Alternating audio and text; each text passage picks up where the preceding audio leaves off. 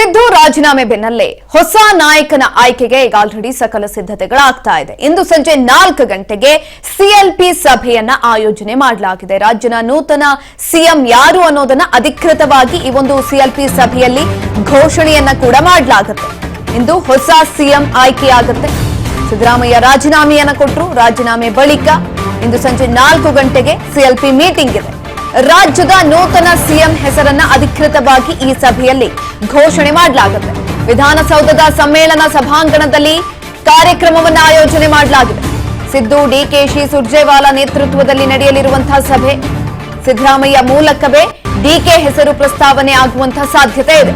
DK Shivakumar ಹೆಸರನ್ನ Siddaramaiah ಸೂಚಿಸಲಿದ್ದಾರೆ. Already ಸಕಲ ಸಿದ್ಧತೆಗಳಾಗಿರುವಂತದ್ದು. ಸಿದ್ದು ರಾಜೀನಾಮೆ ಬೆನ್ನಲ್ಲೇ ಹೊಸ ನಾಯಕನ ಆಯ್ಕೆಗೆ ಸಕಲ ಸಿದ್ಧತೆಗಳಾಗ್ತಾ ಇದೆ. ಸಿಎಲ್ಪಿ ಮೀಟಿಂಗ್ಗೆ ತಯಾರಿ ಆಗ್ತಾ ಇದೆ. ಸಂಜೆ 4 ಗಂಟೆಗೆ ಸಿಎಲ್ಪಿ ಮೀಟಿಂಗ್ ಇದೆ. ರಾಜ್ಯದ ನೂತನ ಸಿಎಂ ಹೆಸರನ್ನ ಅಧಿಕೃತವಾಗಿ ಈ ಸಭೆಯಲ್ಲಿ ಘೋಷಣೆ ಮಾಡ್ತಾರೆ. ವಿಧಾನಸೌಧದ ಸಮ್ಮೇಳನ ಸಭಾಂಗಣದಲ್ಲಿ ಕಾರ್ಯಕ್ರಮವನ್ನು ಆಯೋಜನೆ ಮಾಡಲಾಗಿದೆ. ಸಂಜೆ 4 ಗಂಟೆಗೆ ವಿಧಾನಸೌಧದಲ್ಲಿ ಕೈ ಶಾಸಕಾಂಗ ಪಕ್ಷದ ಸಭೆ ಇರುವಂತದ್ದು. ಡಿಕೆಶಿ ಹೆಸರನ್ನ ಸಿದ್ದರಾಮಯ್ಯ ಸೂಚಿಸಲಿದ್ದಾರೆ.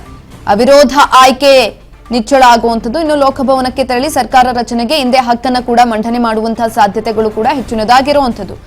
ಈ ಸಂದರ್ಭದಲ್ಲಿ ಶಾಸಕಾಂಗ ಪಕ್ಷದ ಸಭೆ ಆಗತ್ತೆ. ಆ ಸಭೆಯಲ್ಲಿ ಸಿಎಂ ಸಿದ್ದರಾಮಯ್ಯನವರೇ ಖುದ್ದು ಡಿಕೆಶಿ ಅವರ ಹೆಸರನ್ನ ಹೇಳುವಂತಹ ಸಾಧ್ಯತೆಗಳಿರುವಂಥದ್ದು. ಕಾಂಗ್ರೆಸ್ ಶಾಸಕಾಂಗ ಪಕ್ಷದ ನಾಯಕ ಹಾಗೂ ಹಂಗಾಮಿ ಮುಖ್ಯಮಂತ್ರಿ ಸಿದ್ದರಾಮಯ್ಯ ಅಧ್ಯಕ್ಷತೆಯಲ್ಲಿ ಇಂದು ಸಂಜೆ 4 ಗಂಟೆಗೆ ನಡೆಯುವಂತಹ ಸಭೆ ಇದು. ವಿಧಾನಸೌಧದಲ್ಲಿ ಮಹತ್ವದ ಶಾಸಕಾಂಗ ಪಕ್ಷದ ಸಭೆ ನಡೆಯಲಿದ್ದು, ಮುಂದಿನ ಶಾಸಕಾಂಗ ಪಕ್ಷದ ನಾಯಕರಾಗಿ ಡಿಕೆ ಶಿವಕುಮಾರ್ ಅವರು ಅವಿರೋಧವಾಗಿ ಆಯ್ಕೆಯಾಗುವುದು ನಿಚ್ಚಳವಾಗಿರುವಂತದ್ದು. ಇದನ್ನ ಅಧಿಕೃತವಾಗಿ ಸ್ಪಷ್ಟಪಡಿಸುತ್ತಾರೆ ಸಿದ್ದರಾಮಯ್ಯನವರು.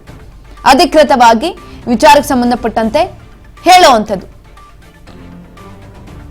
ಇಲ್ಲಿ ಡಿಕೆಶಿ ಅವರ ಹೆಸರನ್ನ